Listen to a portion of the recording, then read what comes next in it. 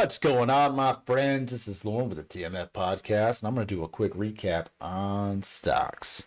I didn't get to do one yesterday. I was just dead ass tired, but I did participate in the Mvis rocket ship on Monday. It's a pretty wild day, so we're going to talk about a few of these things. I got a new mic stand here, so let me know what you think of this thing. It does kind of cut off because of my green screen effect, but that's all right. Let's kick the day off. We'll actually do a quick recap, even on Monday, what happened Monday and what I was doing. So Friday, I sold my positions in Microvision. I had 2 call options and I had a bunch of shares. Had I kept those options and those shares through the rocket ship we saw on Monday, I probably would have taken Tuesday off. No lie. Rocket ship was pretty crazy, but I didn't. I sold them. I was still up good. I still had a good profitable Friday. Put some money into Bitcoin and Dogecoin over the weekend, and that played out okay. I made like $700 on Bitcoin. Dogecoin pretty much evened out for me. Well, I'll take that back. I made about maybe like $80 on Dogecoin. It wasn't that bad. Both of them were definitely they were dumpster fires Friday, Saturday, and most of Sunday. I ended up staying up way too late on Sunday doing the Dogecoin Bitcoin stream. I was up to like 3 in the morning, so I was dead tired yesterday after working all day, and then just problems at work. So there was all that, but I also participated in this Microvision. I got back in. I was hoping for a dip, and on Monday it really didn't dip. It just kept on ripping. And I'm going to just pop this thing over here to a chart and back that bad boy up, and then throw it up here on our screen, if we will. So here it is. Boom, Microvision. This is Monday. Monday, this bad boy opens at like $20, and there was just no dip in sight. And on the live stream here, I averaged in at $23.34, which is higher than I'd like to admit, but it's where I was at. Man, look, I rode that sucker up, and at one point I was up about $2,500, and I was gonna sell, and then I just held it. I didn't sell it. And I gotta be honest with you, the after hours looks so juicy. This is why I don't get hyped up on after hours, because it was so nice. Look at it. Hit $31, and then the bottom fell out.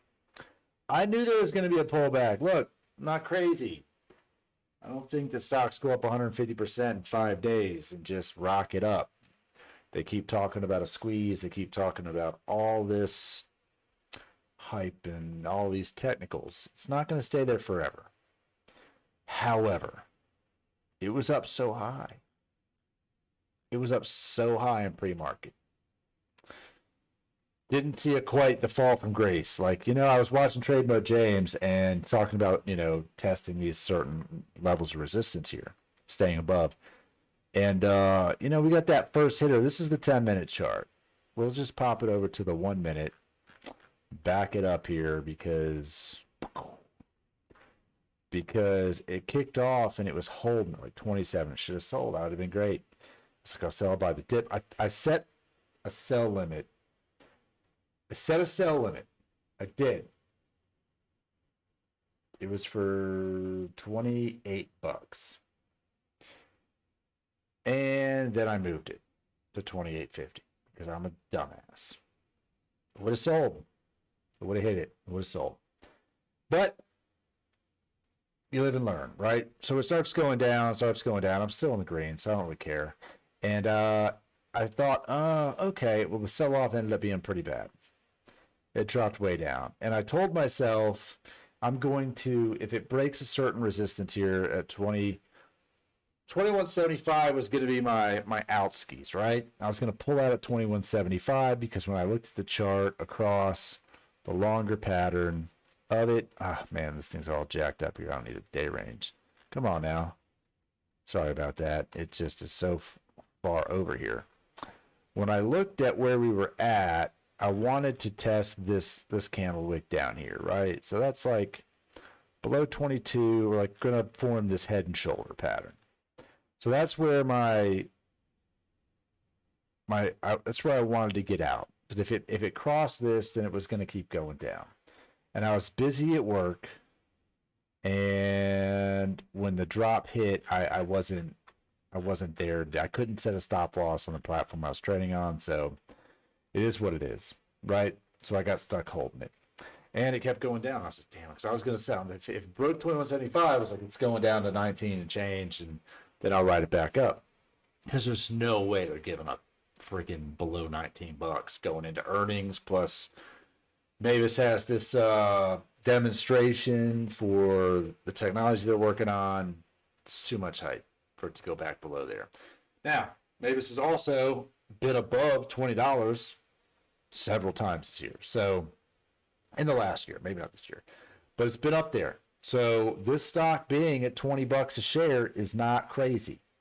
It's not ridiculous. This stock going from $10 to $30 is kind of crazy, but it being at $20 isn't crazy. Its all-time high for the 10-year was 24.13. So it's right now still below that, even though it broke through it. That was just an anomaly. But I ended up just holding. When it came down here like 1950, I actually bought 2 calls on Microvision. It cost me roughly $890. Right now, those calls are in the money. They are green. So that's cool. I bought calls. They were $19 strike price calls. So they're doing good. I'm happy with those. In the after hours, Microvision closed here at $20, which is great because it's above the 1930, which is where we want to be.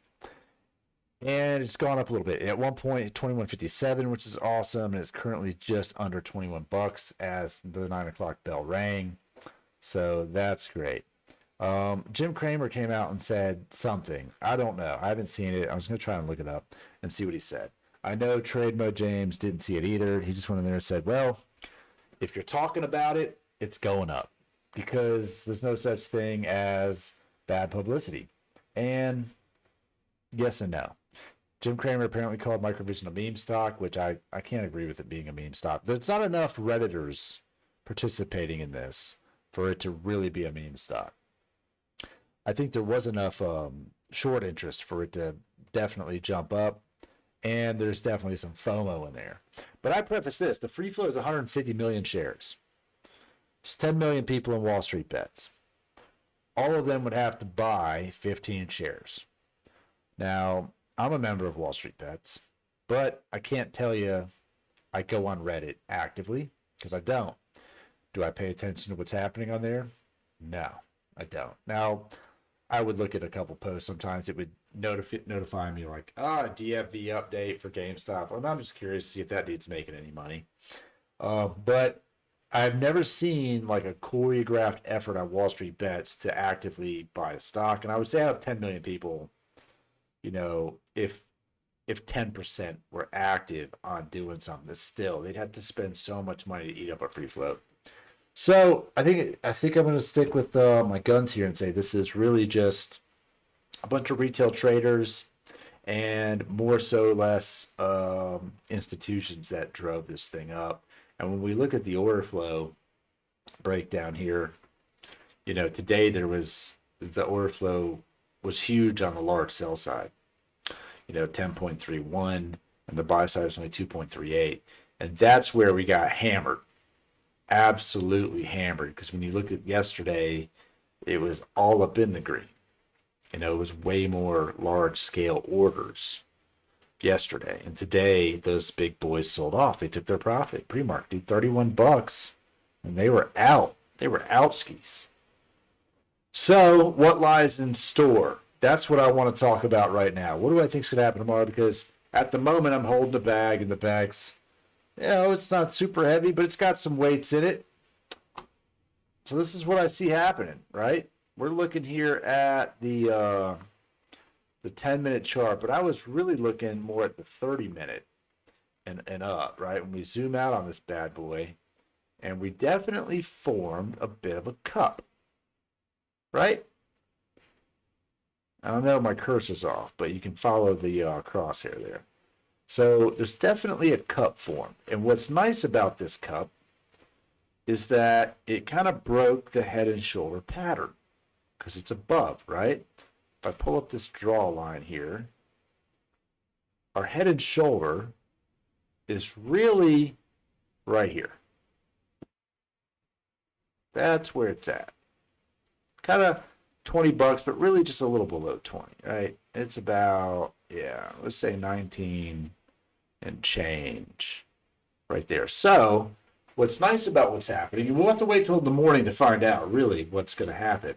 But if it stays above this line right here, this 1960, 1970 range, then we're on track to go back up.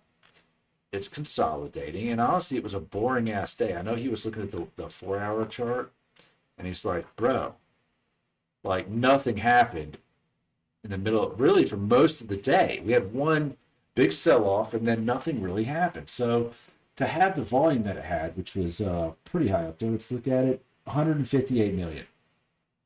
This thing averagely trades 21 million. You're 6 times that, right? I mean, that's insane. And then it still really didn't happen here. So what's going to happen? That big green candle, well, say big green, much bigger than that one. But that green candlestick on the last 4 hours is quite nice. And going into the bell uptrend. We look at the 2-hour. And the farther out we go, the better this starts to look, right? Let's go into the daily and back out. And we look at our daily and look at how beautiful this gets on the uptrend. And we go to our weekly, and the weekly looks good because we're up here. We're not down here. We're up top. And the farther we get out into the monthly, the higher up it goes. Now, it does have, obviously, lows in these charts, but the trend is still to the upside. So at some point for this, if you're going to be bullish and you want to support the bullish momentum, you got to stop looking at the 1-minute charts. And I see those posted in the comment section a lot. Now, I'll pull up the comments. Let's just see what we even got here, because they were talking about speculation of a buyout. But if they were going to do that, that still takes time. It's not something that happens overnight. And what that would do to the stock price, honestly, we have no idea what that would be here. It looks like most of the comments are pretty bullish, for sure. Now, this could be an epic bear trap that happens here, which means, obviously it was up at 31. You couldn't buy any options at 31. Couldn't buy a single option at 31 because it's the middle of the night or first thing this morning. So there was no options trading there. The earliest you could buy one would have been, you could have bought one at $27, which you still would have printed on a 23% loss. You still would have made money today. Problem is, how long do you hold them? If they're buying long puts, they're going to get burned. Let's see here. What else we got here? Yeah, all you need is some institutional backing, and it's game on. Maybe some people did. Vanguard here has some ownership. Who else does? Vanguard's leading the way, it looks like. 4% stake. BlackRock. Some other ones here I don't recognize. What else do you got? Yeah, Vanguard's really leading the way as far as that goes. But I do believe that, look at that. Jesus. Investor place on Google. A lot of this is clickbait, man. Thomas Young, CFA, Investor Place Market, says Reddit's Wall Street Bets wants to send Microvision to $100. Short sellers are playing with fire. Yeah, man, I would like to send Microvision to $1 billion. The odds of it happening are very slim. Let's get real. Be smart with your money. Tomorrow, I'm going to be smart with my money. I've got 1 day trade left on the account that I have all my money in for Microvision until Thursday. So I have one tomorrow and then one Thursday. So I burned 2 last Friday. So I'm going to buy the dip. This thing, we'll see which way it goes. If it rips, I'm going to sell it, and I'm going to wait for it to come back. I'm going to go get some more of that percent back. I don't care if it's 5%. If it drops 5%, I'm buy it. That's what we're going to do. Today, I sold my Luminar stock for almost breaking. I was down like 35 or $40 in that position, and I bought more Microvision. It's bought on a different account. So, and then I transferred money into TD Ameritrade, and I bought calls with that. I'm bullish. I'm being transparent. I'm bullish. I think it's going up. I think we're going to go up. How high, I don't know, but I think it will be above $24. Now, earnings on Thursday, that can go either way. I don't trust earnings. I don't trust earnings one bit. I think everything goes up on earnings and then it falls on its face. You used to have a chart here for the earnings calls. Earlier it was, but there's not one. Probably because tomorrow there's a whole new list up. Be my guess. Big list. So I think it'll run up tomorrow. I think it'll run up on the 29th too, all the way to the bell. I think the anticipation will drive the stock up, and then you're going to get absolutely jackhammered in the after hours in the pre-market. That's what I think will happen. We'll see. You know, it could dip down. Look, you get a stock that drops 25% in one day. Rarely does it keep dropping 25% again. And also, on top of that, its gains from here are higher. So the lows are higher in the high. How do I explain this? Right, 25% of 100 is 25, right? 25 points. But gaining 10% of 75 is better than losing 25% of 100. I don't know if that makes sense. It's late. What I'm saying is, when it's lower, then the price is lower and it goes up X percent points. The dollars that it moves is more, right? That's what I'm trying to get at here. So it was up 47% on Monday, and it came back. It gave up half. For it to get back up there, you know, it's gonna take a little push, but I think it's gonna do it. We'll see what tomorrow brings. The other one that I'm in right now is Luminar. Luminar did the exact same thing that Microvision did. The chart looks extremely similar. It did have a good run up. It didn't have as an aggressive run up, but it was like 16% the other day. And I have calls in Luminar that expire Friday, so I needed to move tomorrow because I needed to get out of them bitches. If it's not going to hit, my strike price is $26.50, so it needs to move. But well, not my strike price. My break-even price is $26.50. So I needed to move. And it does. It does look like it had a nice bounce. It's way above this to form any kind of a big head and shoulder pattern. This is on a 30-minute chart. Let's go to 1 hour.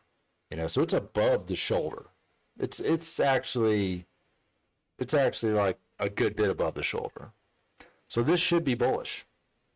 I should be just fine on that. That looks good. The other one that I like to look at here is Clover. My Clover boys. I got 2 calls on Clover. Clover. I call Clover a cow flag.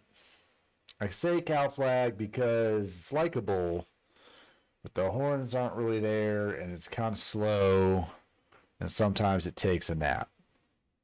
That's what I said the other day. Like, sometimes it just stops, it eats grass and takes a nap. It's kind of what Clover's doing.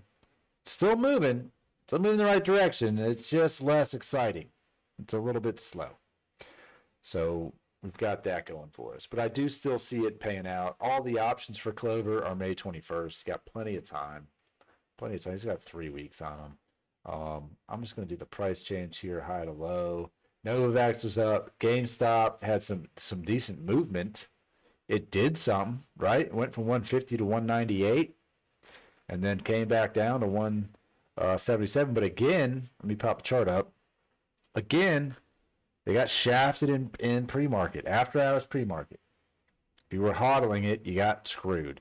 Upstart just can't be held down, bro. Look, it probably bear trapped the hell out of people at $90. Bears could not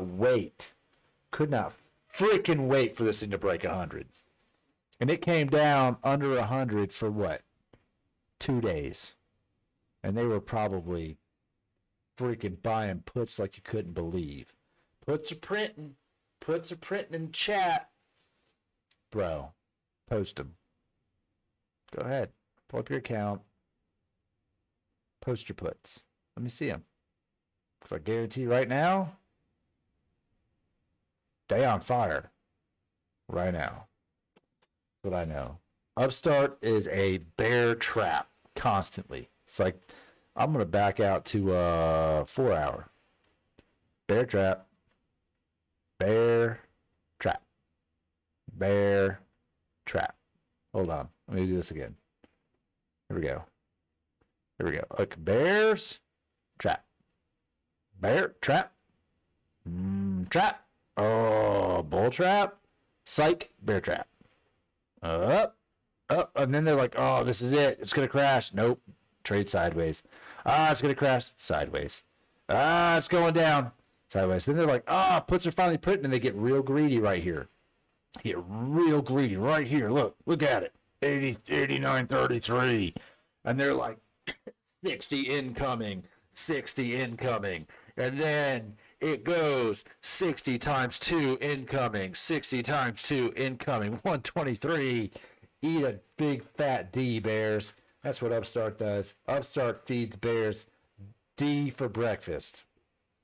Every freaking day. Breakfast, lunch, and dinner. It's beautiful. The other thing that went up, look at that. Bitcoin. Freaking Bitcoin. Bitcoin, Dogecoin. Dogecoin's at 27. It's not really doing shit. Bitcoin broke out to 55.8. That's cool. I would have been up a little bit more money if I'd held, but, a couple $100, nothing crazy. Probably, honestly, I'll probably do this again this weekend and play the crypto game again, because I did enjoy it. It's something to do. If you have the ability to take money out and do that, I recommend it. It's fun. AMC was crushing it. AMC broke 12.22. It is looking bullish. It's the 4-hour chart. Back it up to a 1 hour.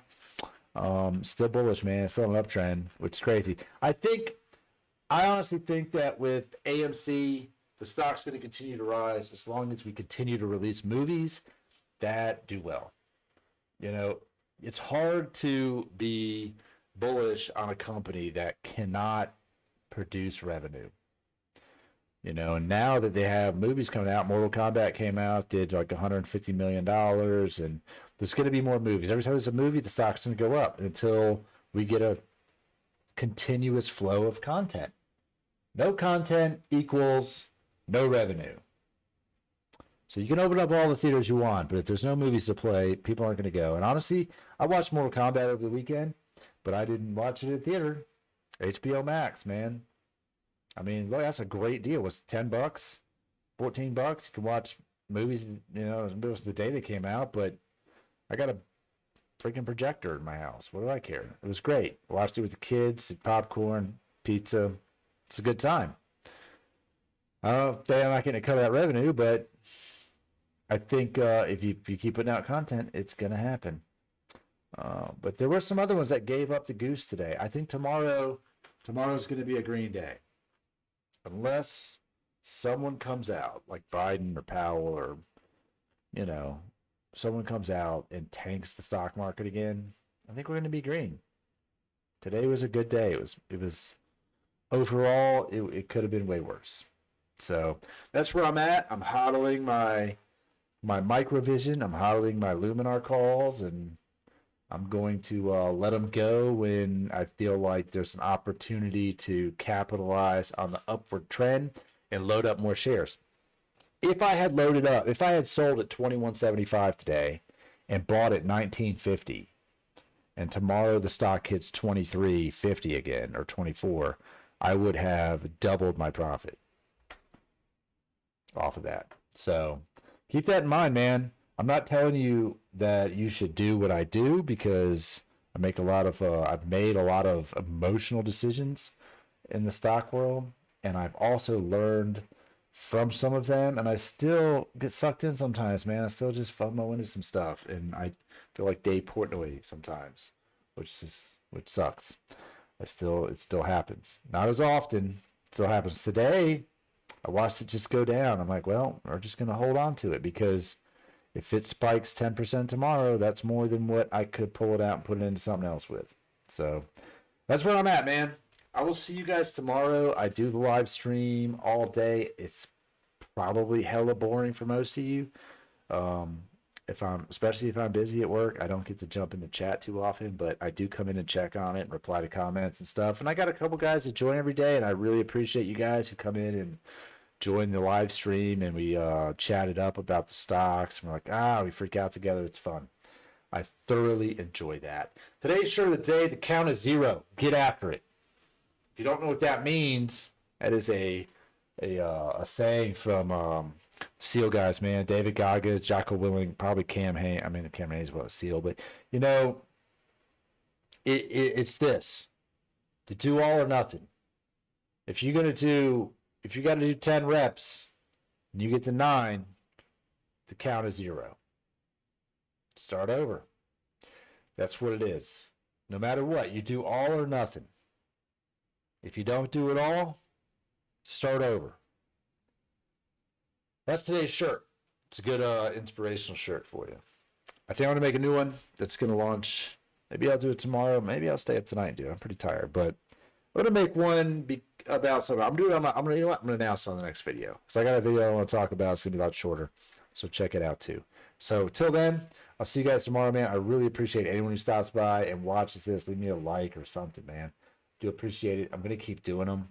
This is a lot of fun for me. I enjoy it even from here talking to myself. So till next time, I'll catch you later.